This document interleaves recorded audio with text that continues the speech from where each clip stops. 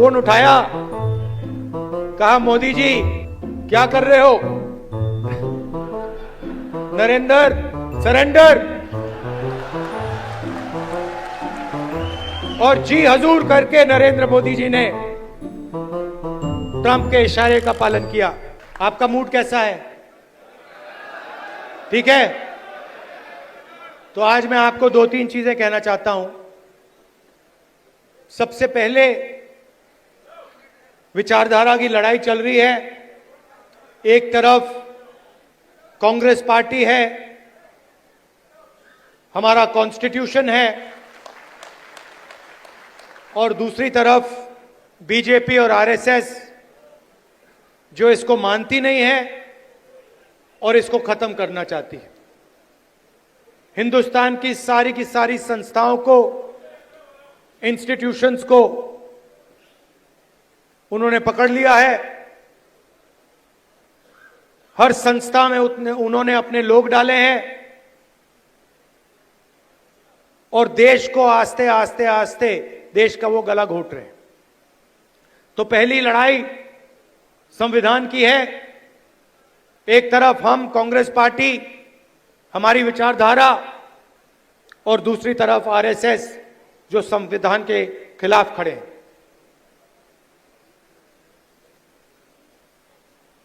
दूसरी लड़ाई सामाजिक न्याय की।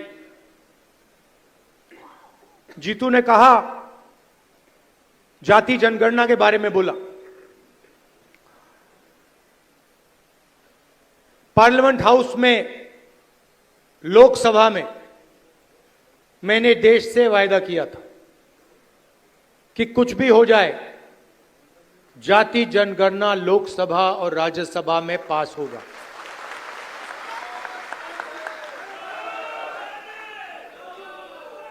ये बीजेपी आरएसएस वालों को अब मैं अच्छी तरह जानता हूं। इन पर थोड़ा सा दबाव डालो, थोड़ा सा धक्का मारो, डर के भाग जाते हैं ये लोग। जैसे उधर से ट्रंप ने एक इशारा किया, फोन उठाया, कहा मोदी जी क्या कर रहे हो?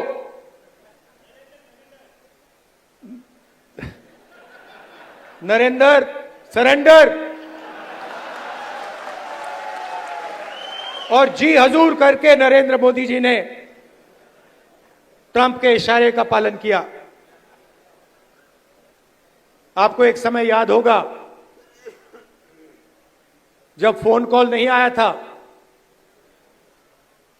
7th फ्लीट आई थी, 71 की लड़ाई में 7th फ्लीट आई थी, हथियार आए थे, एयरक्राफ्ट कैरियर आया था। इंदिरा गांधी जी ने कहा मुझे कुछ जो करना है मैं करूंगी।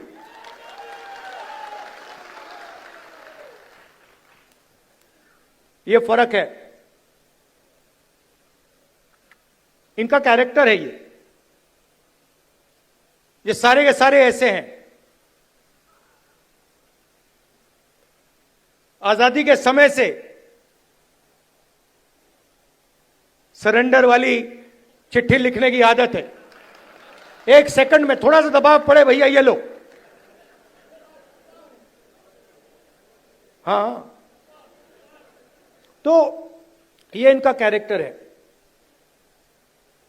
कांग्रेस पार्टी सरेंडर नहीं होती है। गांधी जी, जवाहरलाल नेहरू, सरदार पटेल, ये सरेंडर वाले लोग नहीं हैं। ये सुपर पावर से लड़ने वाले लोग हैं।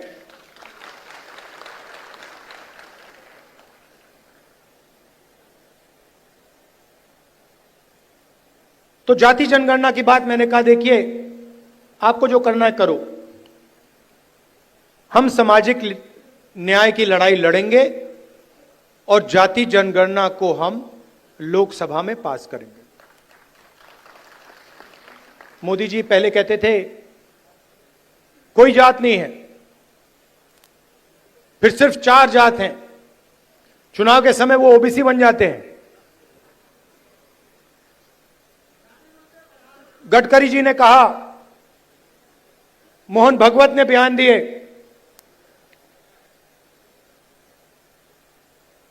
थोड़ा सा दबाव पड़ा, एकदम सरेंडर हो गए। मगर मैं इनको जानता हूं।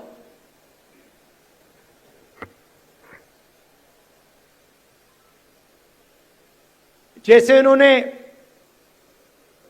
महिला आरक्षण का काम किया था, वो 10 साल बाद वाला, यहां भी वही कोशिश है इनकी। ये करना नहीं चाहते हैं,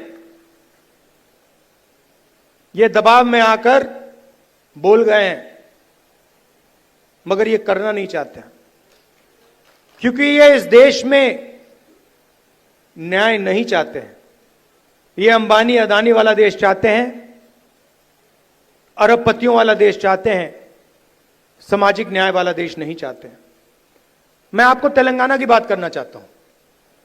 2 मॉडल हैं जाति जनगणना के, एक तेलंगाना का मॉडल और दूसरा बीजेपी का बिहार का मॉडल, और जो उनकी सोच का मॉडल है। तेलंगाना में जाति जनगणना कैसे हुआ मैं आपको बताना चाहता हूं। बिहार में बंद कमरे में सवाल चुने गए, ब्यूरोक्रेट्स ने सवाल चुने, बिना किसी से पूछे, बिना जनता से बातचीत किए, बिना दलितों से पूछे, बिना पिछड़ों से पूछे, बिना अति पिछड़ों से पूछे, बिना जनरल कास्ट से पूछे, बिना माइनॉरिटी से पूछे, बंद कमरे में 3-4 सवाल लिखे, जाति जनगणना कर दिया। तेलंगाना में हमने लाखों लोगों से सवाल पूछा, दलितों के संगठनों से, आदिवासी के संगठनों से, उनके नेताओं से, और हमने उनसे पूछा कि देखिए, हम जाति जनगणना करने जा रहे हैं, सर्वे करने जा रहे हैं, आप इस सर्वे में कौन से सवाल चाहते हो। 3.5 लाख लोगों ने हमारी प्रोसेस में एक साथ मिलकर सवाल निकाले, और उसके बाद बिहार में सेल्फ रिपोर्टिंग था। अगर आप बोलना चाहते हो तो बोलो, नहीं बोलना चाहते हो तो नहीं बोलो। तेलंगाना में हर व्यक्ति, हर परिवार के घर में सरकार के ऑफिसर्स गए और उन्होंने उनसे सवाल पूछे। नतीजा मैं आपको बताना चाहता हूं। जाति जनगणना में क्या पता लगा। तेलंगाना का जो कॉर्पोरेट स्ट्रक्चर है, प्राइवेट सेक्टर है, आप हैरान हो जाओगे। तेलंगाना का जो प्राइवेट स्ट्रक्चर है, प्राइवेट सेक्टर है, सीईओज, सीनियर मैनेजमेंट, कंपनी के मालिक, इन सब की लिस्ट में आपको एक दलित, एक आदिवासी, एक पिछड़ा वर्ग का व्यक्ति नहीं मिलेगा। यह सच्चाई है। तेलंगाना में जो भी कॉन्ट्रैक्ट सरकार देती है, सारे के सारे कॉन्ट्रैक्ट्स 5% लोगों को मिलते हैं। उसमें ना कोई दलित है, ना कोई आदिवासी है, ना कोई पिछड़े वर्ग का व्यक्ति है। यह सच्चाई है। हम कहते हैं हम सुपर पावर बनना चाहते हैं।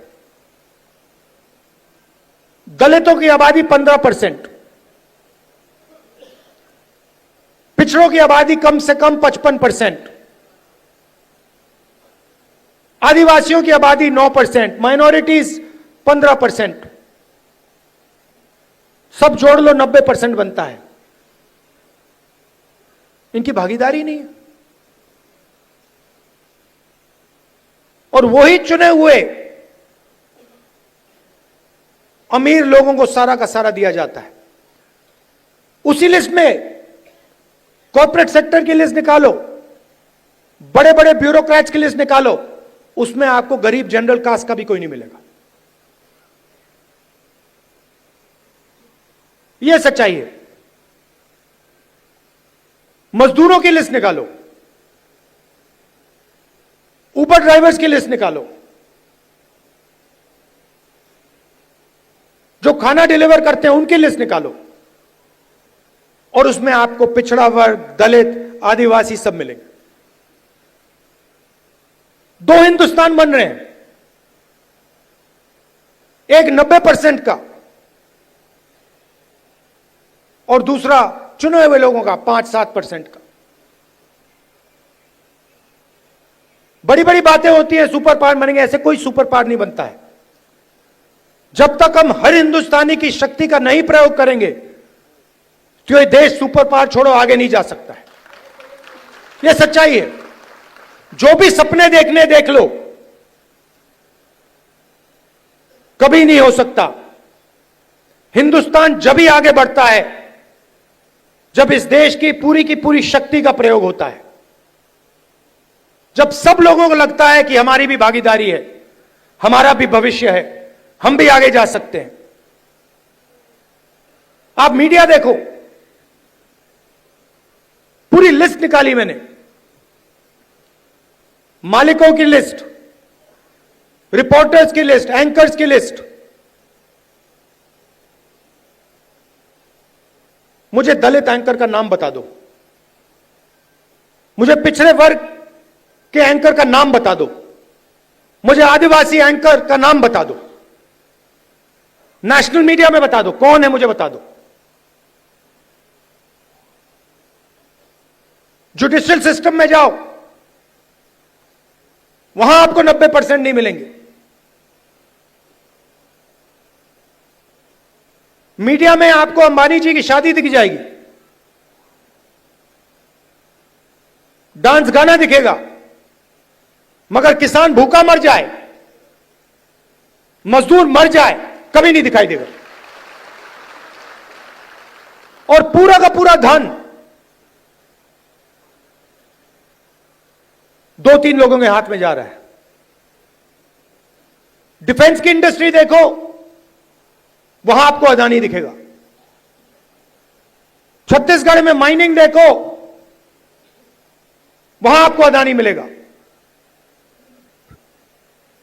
अदानी की सड़कों पे चलो, इंफ्रास्ट्रक्चर भी उसका, सीमेंट भी उसका, और कोई है ही नहीं। मतलब इन 2-3 लोगों को छोड़कर ऐसा लगता है कि इस देश में कोई बिजनेस वाला रहा ही नहीं।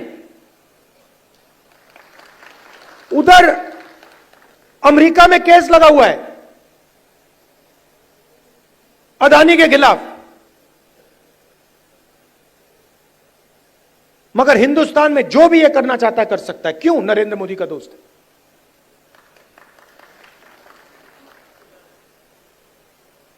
तो हो क्या रहा है? 90% को परे कर दिया, गरीब जनरल कास्ट को परे कर दिया, और सारे के सारे बिजनेस यही 5-6 लोगों को दे रखे हैं। नाम आप जानते हो।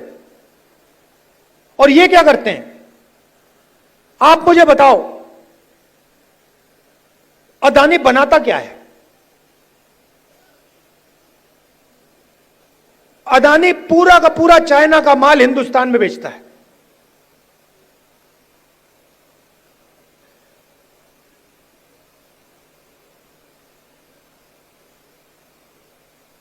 तो अदानी पैसे बनाता है, अंबानी पैसे बनाता है, और चाइना अपना माल हिंदुस्तान में बेचता है। यह फोन जो है, यह अदानी अंबानी जैसे लोग बेचते हैं हिंदुस्तान में, मगर इस फोन से चाइना के युवा को रोजगार मिलता है, हिंदुस्तान के युवा को रोजगार नहीं मिलता है। वो सब कुछ बनाते हैं, शर्ट, पैंट,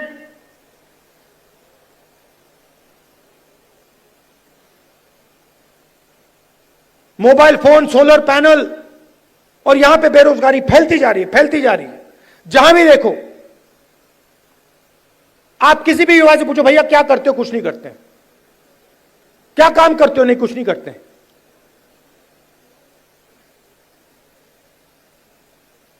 यह हिंदुस्तान की सच्चाई है और इससे छुपा नहीं जा सकता, चाहे मीडिया कुछ भी कहे। देश की सच्चाई है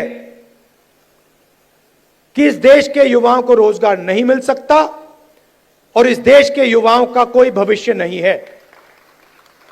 अगर आपको बिजनेस चलाना है हिंदुस्तान में, या आपका नाम अदानी हो या अंबानी हो, नहीं तो आपके लिए डिमोनेटाइजेशन, गलत जीएसटी,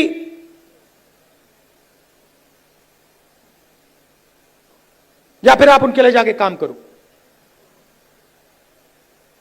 जाति जनगणना पूरे देश को दिखा देगा इस देश में किस प्रकार से अन्याय हो रहा है,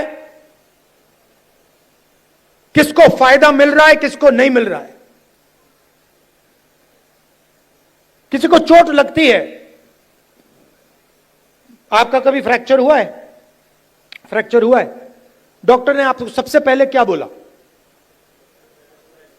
सबसे पहले बोला देखो भैया दिखा दो, एक्सरे करा दो। आपने उनसे कहा नहीं मैं नहीं कराऊंगा एक्सरे। अगर आप कहते मैं नहीं कराऊंगा तो डॉक्टर आपको क्या कहता? फोर्स करता। और अगर तब भी नहीं करते तो फिर लंगड़ाते हुए चलते रहते और डॉक्टर कहता यार ये तो मतलब पागल है ना। तो मैं यही कह रहा हूं, पूरा देश जानता है कि दलितों को, पिछड़ों को, गरीब जनरल कास्ट को जबरदस्त चोट लग रही है। मैं सिर्फ कह रहा हूं देखो भैया एक्सरे करा लो, देख लेते हैं कि है क्या। शायद पता लगे कि कोई प्रॉब्लम ही नहीं है। शायद जाति जनगणना के बाद पता लगे कि कोई प्रॉब्लम ही नहीं है, सब कुछ ठीक है। कॉर्पोरेट सेक्टर में हर वर्ग के लोग हैं, जुडिशरी में हर वर्ग के लोग हैं, कोई प्रॉब्लम नहीं है, ठीक है। मगर अगर एक्सरे से पता लगा कि टांग टूटी हुई है तो कुछ ना कुछ तो करना पड़ेगा ना। तो इसीलिए बीजेपी नहीं चाहती है, क्योंकि अगर जाति जनगणना हो गया तो ये इनका जो अदानी अंबानी वाला मॉडल है ये वहीं खत्म हो जाएगा। क्योंकि देश को पता लग जाएगा कि 90% को कोई फायदा नहीं हो रहा है, ये 5-10% को सारा का सारा हिंदुस्तान का धन जा रहा है और जनता अपने आप खड़े होकर उसको रोक देगी।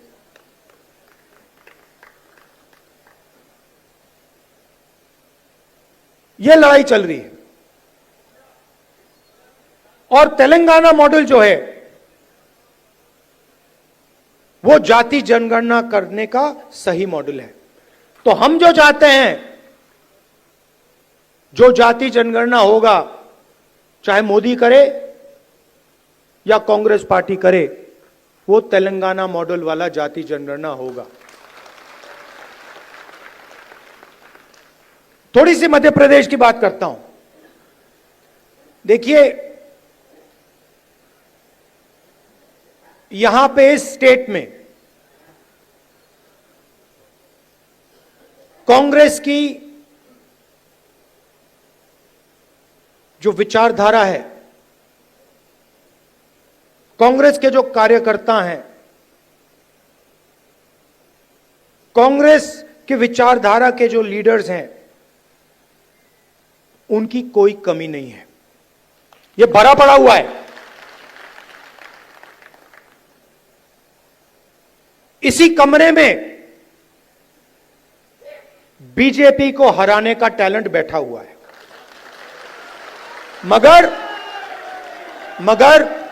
मगर आपके हाथ बंधे हुए हैं।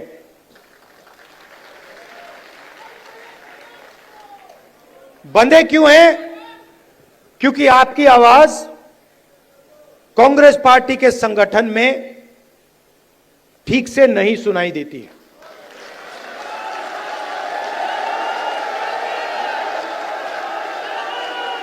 ये हमारी सेना है, ये लड़ने के लिए तैयार है, ये मरने के लिए तैयार है।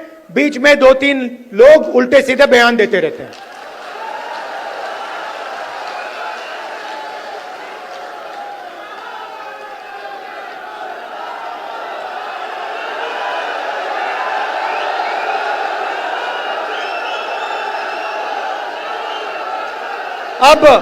अब कोई ऐसे लोग हैं जो फ्रस्ट्रेशन में दे देते हैं, कोई ऐसे लोग हैं जो थोड़ा बीजेपी का भी काम कर लेते हैं, और हमें कहीं ना कहीं से तो शुरुआत करनी होगी। तो वर्किंग कमेटी ने निर्णय लिया है कि शुरुआत डिस्ट्रिक्ट और डिस्ट्रिक्ट प्रेसिडेंट के पोस्ट से होगी, और वहां से, उस शुरुआत से हम पार्टी को मध्य प्रदेश में, गुजरात में, बाकी प्रदेशों में खड़ा करेंगे। अब यहां पे डिस्ट्रिक्ट प्रेसिडेंट आए हैं, और आप में से ऐसे लोग होंगे जो पूरी शक्ति के साथ, दिल के साथ कांग्रेस पार्टी के लिए काम करते हैं, और ऐसे भी लोग होंगे जो थोड़ा थक गए हैं या जिनका मूड ठीक नहीं है, जो ज्यादा टेंशन लिए हैं। अब रेस के घोड़े और बारात के घोड़े को अलग तो करना ही पड़ेगा, और पहले मैं कहता था 2 टाइप के हैं। एक रेस का घोड़ा है, कांग्रेस पार्टी कभी कभी रेस के घोड़े को बारात में भेज देती है, ये कमलनाथ ने कहा है, और कभी कभी बारात के घोड़े को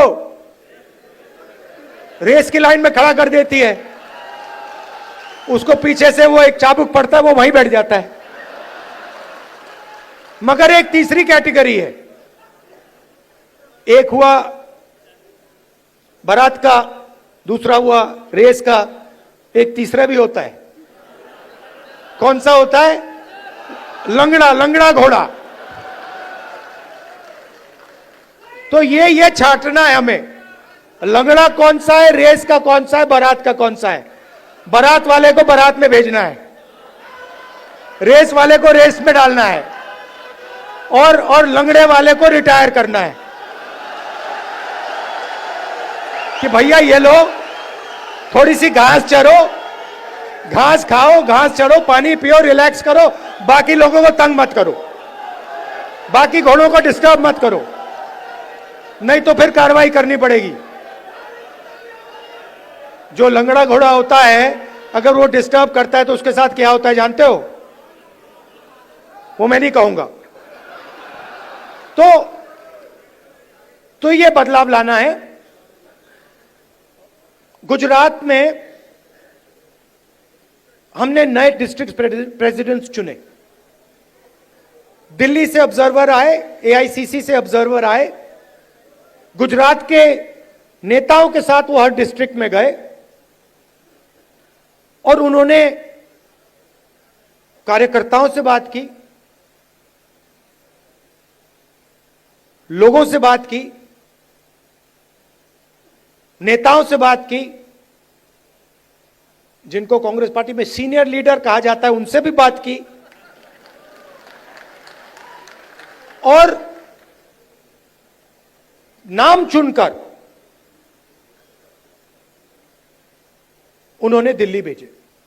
मैं 2 लिस्ट देख रहा था, पुराने डिस्ट्रिक्ट प्रेसिडेंट्स, और मैं ये नहीं कह रहा हूं कि उसमें अच्छे लोग नहीं थे, और उनको फिर से डिस्ट्रिक्ट प्रेसिडेंट बनाया जा सकता है। तो हम किसी को कैंसिल नहीं कर रहे हैं। अगर आप अच्छा काम कर रहे हो, जो यहां डिस्ट्रिक्ट प्रेसिडेंट बैठे हैं, अगर आप अच्छा काम कर रहे हो, आपको कोई घबराने की जरूरत नहीं। मैंने वो 2 लिस्ट देखी, जमीन आसमान का फर्क है। एक लिस्ट कहना नहीं चाहिए, मगर सीनियर नेता के असिस्टेंट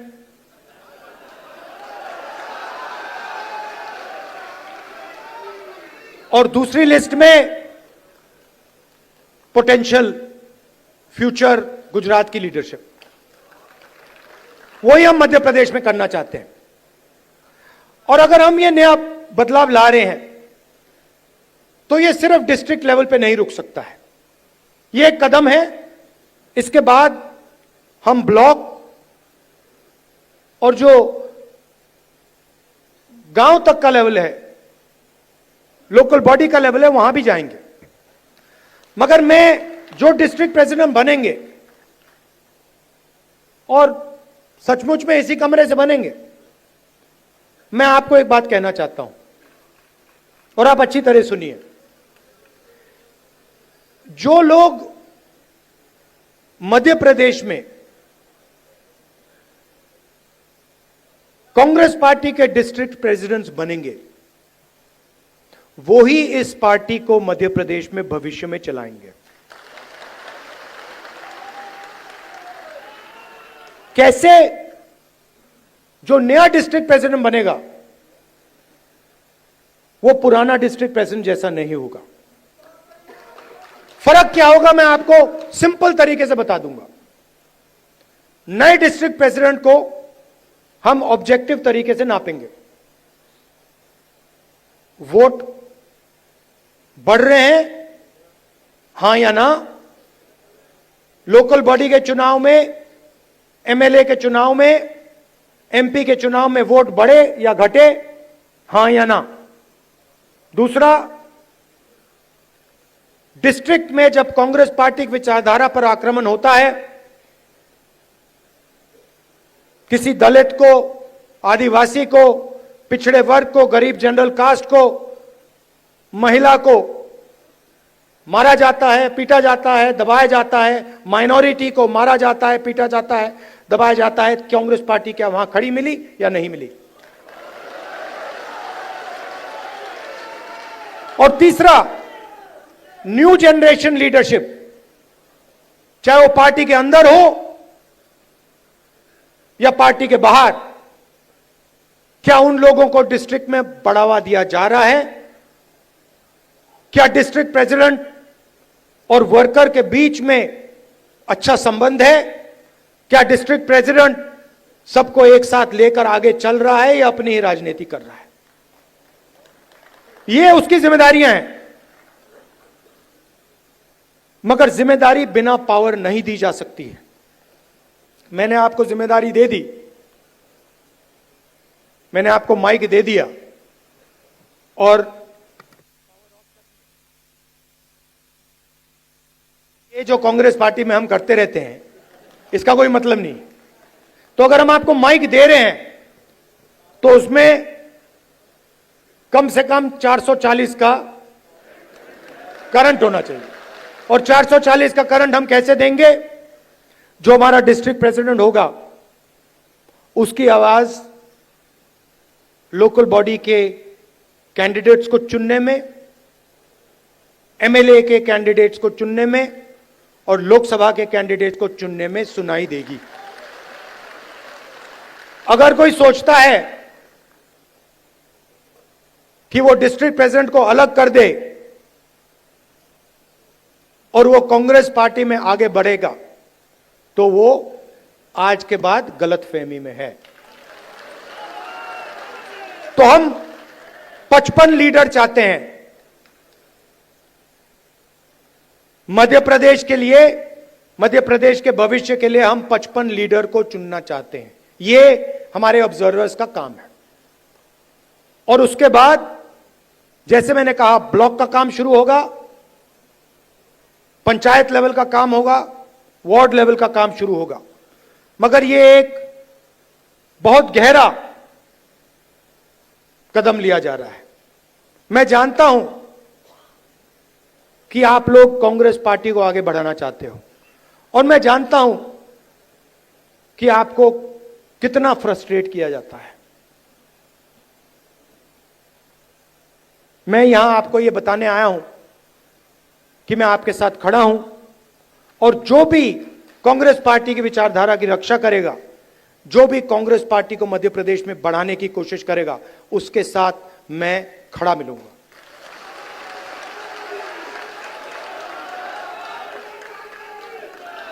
मध्य प्रदेश में कांग्रेस पार्टी की कोई कमी नहीं है। मैं आपको बता रहा हूं, आप मानो ना मानो, मैं आपको बता रहा हूं, जिस दिन आपने मन बना लिया, सिर्फ इस कमरे ने और किसी ने नहीं, जिस दिन इस कमरे में 20% लोगों ने मन बना लिया कि यार बीजेपी को उधेड़ के फेंकना है, उस दिन बीजेपी का आप परे कर दोगे। मेरी जितनी भी जरूरत होगी, जहां भी आप मुझे ले जाना चाहते हो, आप मुझे बुलाओ, मैं हाजिर हो जाऊंगा।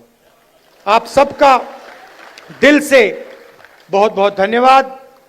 नमस्कार, जय हिंद। अच्छा, आखिरी बात भूल गया मैं, सबसे जरूरी बात, कांग्रेस पार्टी में डिस्ट्रिक्ट प्रेसिडेंट के लिए कांग्रेस प्रेसिडेंट का मेरा वेणुगोपाल जी का दरवाजा 100% खुला मिलेगा। धन्यवाद, जय हिंद।